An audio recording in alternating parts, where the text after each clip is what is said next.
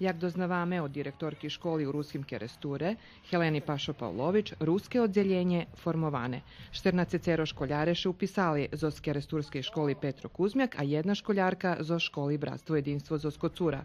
Perši na rang listini ima 90,5 bodi, a ostatnji 51,65 bodi. Dešecerim školjarom gimnazija Petro Kuzmjak bula na perši mesce na listini žadanjoh. Dešecero najljepši školjare budu dostavat stipendiju od nacionalnog sovitu. Splnjena i kvota u serbskim odzeljenju, gdje upisani 30 školjare, a 25 Keresturska gimnazija bula na perši mesce na ljistini žadanjoh. Naprijam turistični tehničar školi Petro Kuzmjak tiš poponjeni, upišuše 30 školjare. ZOS okružnej upisnej komisiji sme dostali 3 školjarov po IOP-u 2, individualni obrazovni program 2, jedan školjar do gimnazije i 2 školjare na prijamu turistički tehničar.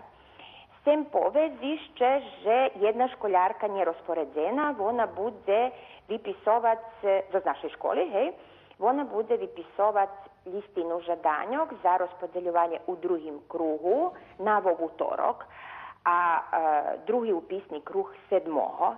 Perši upisni kruh do srednjih školov bude 4. i 5. julija, a jak varela direktorka školi i za internat bude dostatočne číslo školjaroh.